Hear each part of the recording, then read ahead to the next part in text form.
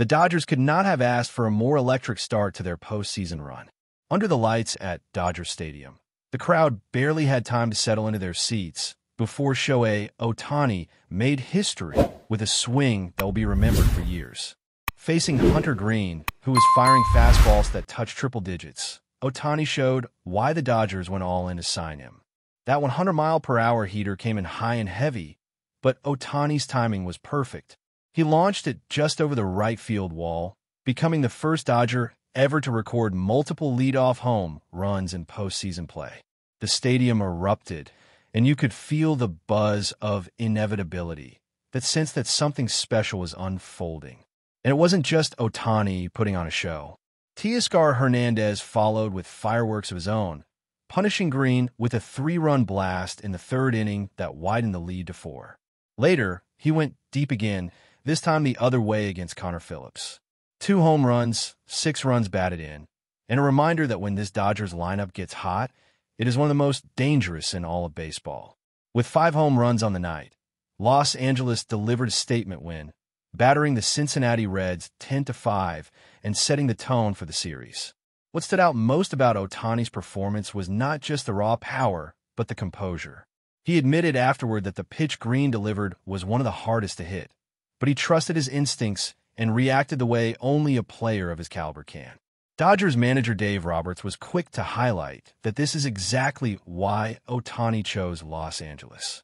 He wanted to be on this stage, in these moments, showcasing a skill set that feels otherworldly when the lights are brightest. Roberts praised his focus and the quality of his at-bats, pointing out that these are the games where Ohtani elevates himself to another level. Still, even with the offensive explosion, there was a shadow hanging over the Dodgers' night, and it came from the bullpen. While the lineup flexed its muscles, the relief core nearly unraveled all of that work. In the 8th inning, with what seemed like a comfortable lead, the Dodgers suddenly looked vulnerable. It took 3 different pitchers, nearly an entire half hour, and close to 60 pitches to finally get through those 3 outs. A game that was 10-2 suddenly became tense as the Reds chipped away, threatening to make it a one-swing game. Alex Vesia could not find the strike zone.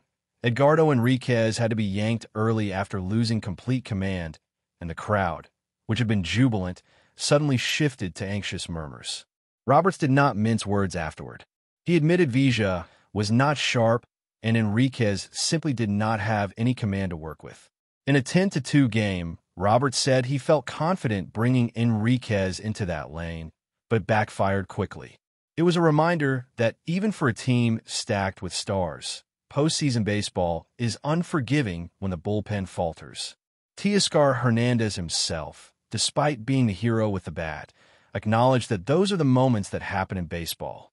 Leads shrink, games tighten, and it is about moving forward and finding ways to close it out. For Los Angeles, the bats delivered, but the bullpen questions are far from resolved.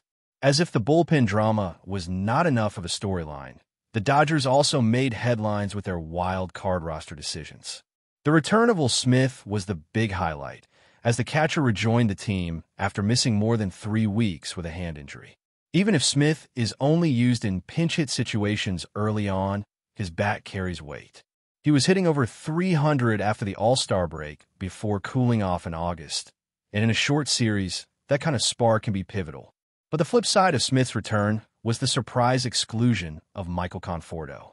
Many expected him to grab a roster spot after finishing September strong, but his overall numbers told the story. A batting average under 200 and just a dozen home runs was not enough to convince Roberts to keep him in the mix. The decision boiled down to a simple choice. Would you rather have Will Smith's bat available late in a game or Conforto's? For Roberts, the answer was obvious, and Conforto found himself on the outside looking in. Roberts did make sure to emphasize that Conforto is still valued and will be ready if needed. But for now, his season has taken a frustrating turn. It was a reminder that postseason baseball is as much about strategy and roster flexibility as it is about talent. Roberts leaned on the need for extra infield depth with players like Max Muncy and Tommy Edman factoring in, and that ultimately tipped the balance. Conforto was not the only notable absence. Clayton Kershaw, the longtime face of the Dodgers rotation, was also left off the wild card roster. Unlike Conforto, though, this move was more about timing than performance. Kershaw pitched in the regular season finale, which meant his arm would not be ready until the next round, should Los Angeles advance. So while it may have seemed shocking to some fans, the logic was straightforward. Rest Kershaw now and prepare him for the Phillies if the Dodgers move on. Alongside him, Anthony Bonda also missed the cut, which raised eyebrows considering his impressive stretch with a 1.52 ERA over nearly 24 innings. But the Dodgers opted instead to carry Tyler Glasnow, believing his presence could have more immediate impact. All of these decisions and developments set the stage for what is shaping up to be an unpredictable wild card series. The offense looks unstoppable when Ohtani and Hernandez are locked in, but the bullpen feels like a ticking time bomb. The roster has talent, but leaving out veterans like Conforto and even someone as consistent as Bonda creates risk. Roberts has made it clear that every move is calculated. Every roster spot has a reason behind it. But in October, those gambles can either pay off or come back to haunt you. Fans will remember the explosive home runs, but they will also be watching closely to see whether this bullpen and these roster choices hold up under the pressure of postseason baseball. If the first game of the series showed us anything, it is that the Dodgers' journey through October will not be a smooth ride. It will be full of power swings, clutch performances, and also nervous moments that test both players and fans. The spotlight is clearly on Shohei Ohtani, because every at-bat he takes feels like an event. Every ball he drives into the seats adds to his legend. What made his performance so compelling was not just that he hit 2 home runs, but how effortlessly he seemed to handle the pressure of October baseball. He looked like he belonged in those defining moments, which is exactly what Los Angeles envisioned when they signed him to the largest deal in Major League history. There was a sense in the stadium that Ohtani was not just another superstar, but the kind of figure who changes the mood of an entire team the moment he steps onto the field. And then you have Teoscar Hernandez, whose swing in the third inning set the tone for the Dodgers' offensive dominance. That 3-run homer not only extended the lead, it silenced any momentum the Reds had hoped to build. When he came back in the 5th and went opposite field, you could almost feel the Reds' spirit collapse. Back-to-back innings with thunder from Hernandez sent a message that he thrives in the postseason spotlight. He was aggressive, confident, and unafraid of the moment, which is exactly the kind of presence the Dodgers have been missing in recent Octobers when their offense at times went quiet. The combination of Ohtani and Hernandez at the heart of the lineup is something pitchers will dread seeing for as long as this run lasts. But while the bats were shining, the bullpen was casting doubt. In October, games are rarely decided by who hits the longest home run. They're decided by who can protect a lead when the margin for error is razor thin. The 8th inning collapse was the kind of sequence that makes fans nervous about whether this team can withstand the pressure in tighter contests. 3 pitchers, 30 minutes, and a wave of uncertainty that turned what looked like a blowout into a potential nightmare. Alex Vesia has been a key reliever in the past, but on this night he had no command. Edgardo Enriquez, who has shown flashes of potential, fell apart in a game that demanded precision. Roberts tried to manage the moment, but it was clear by the time the inning ended that the bullpen is going to be the Dodgers' biggest question mark moving forward. In October, you cannot count on scoring 10 runs every night.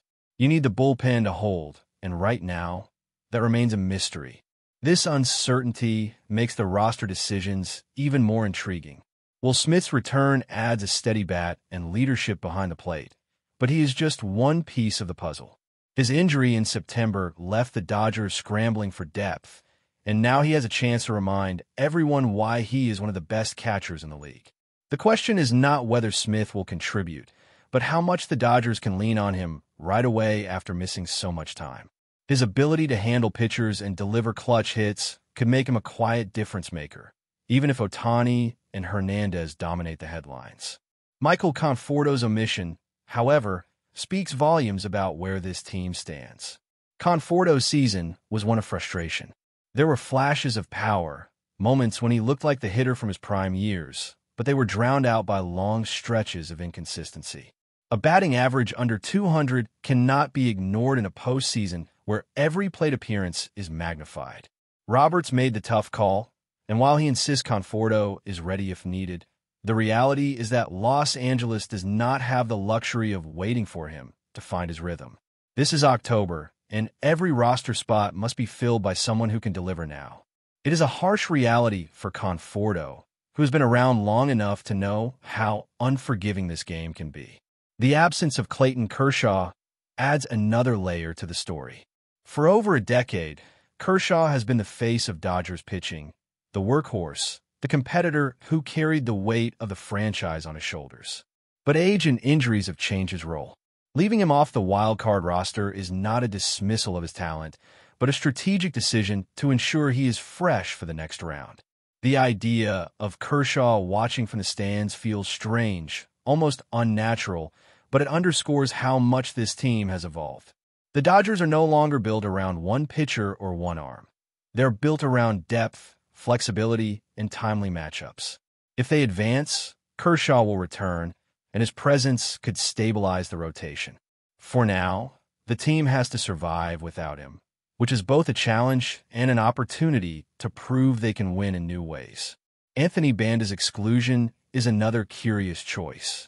With a 1.52 earned run average over nearly 24 innings, he seemed like the kind of arm that could provide stability in exactly the situations that unraveled in the 8th inning against the Reds.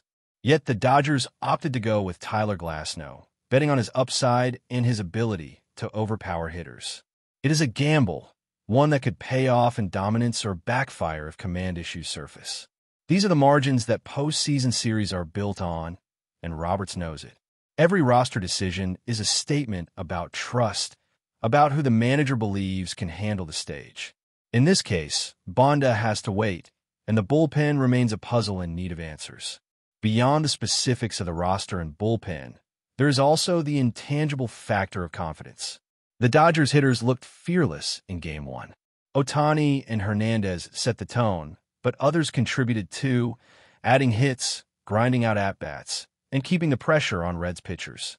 That kind of offensive depth is exactly what makes Los Angeles dangerous.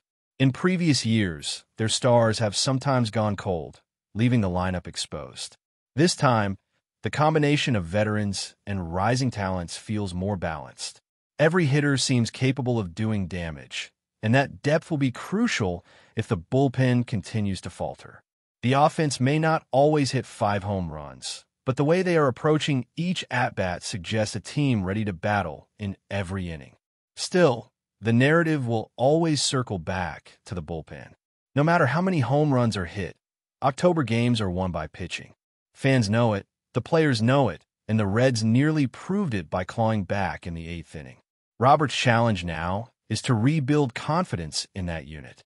He'll have to find the right matchups, lean on the arms that can throw strikes under pressure, and perhaps even shorten the leash on those who struggle.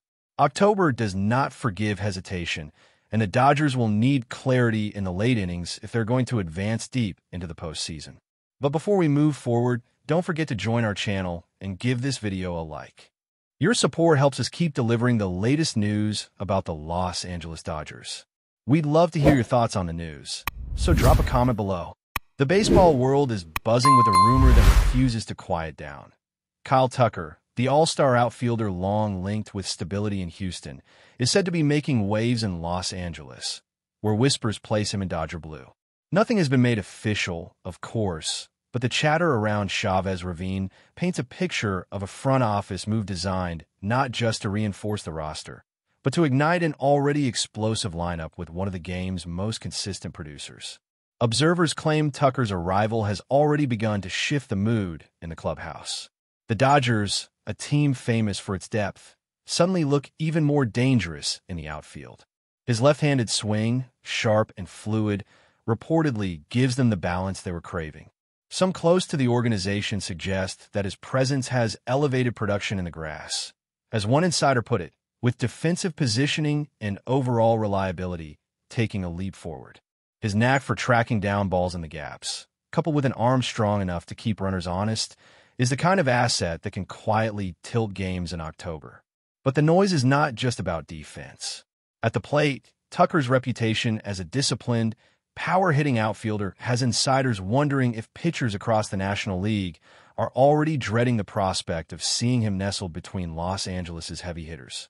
The whispers grow louder each day, batting averages inching higher, slugging percentages looking more intimidating, and the Dodgers' run production enjoying a spike that feels tied directly to his rumored presence.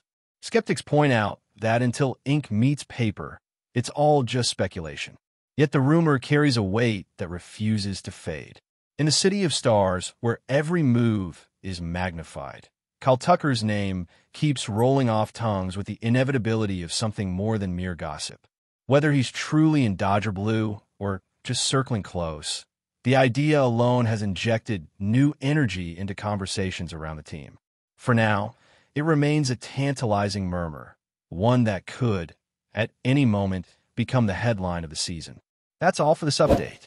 If you enjoyed the video and want to stay up to date with exclusive news about the Los Angeles Dodgers, be sure to subscribe to our channel and hit that like button. We always appreciate your comments and feedback. See you in the next video.